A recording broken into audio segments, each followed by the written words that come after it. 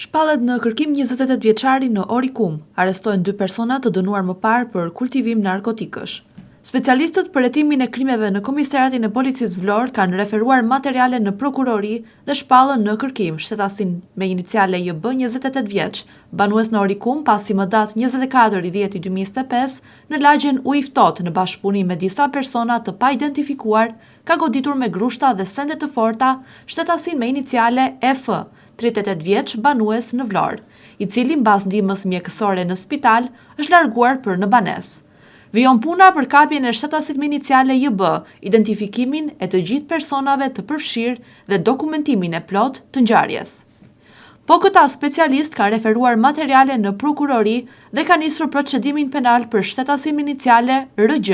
30 vjeç banues në Vlorë, pasi është konstatuar nga shërbimet e qarkullimit rrugor se posedonte në automjet një armë gjau pa leje. Arma e gjaut u sekuestrua në cilësinë e provës materiale. Kontrollet të pandërprera për kapjen e personave në kërkim, ndalohen 2 shtetas të dënuar për kultivim të bimëve narkotike në kuadër të grupit të strukturuar kriminal.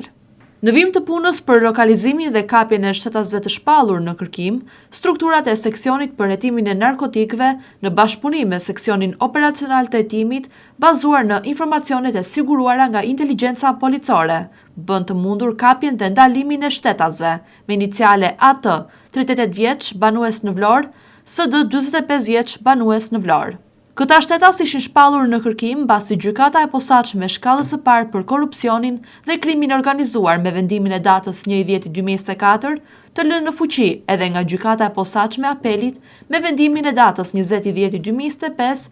ka dënuar për veprën penale kultivim i bimëve narkotike kryer në kuadër të grupit të strukturuar kriminal, konkretisht shtetasin me iniciale AT me 3 vite e 11 muaj e 18 ditë burgim dhe shtetasin Sefer Dukaj me 2 vite e 7 muaj e 18 ditë burgim. Materialet procedurale janë referuar prokurorisë për veprime të mëtejshme.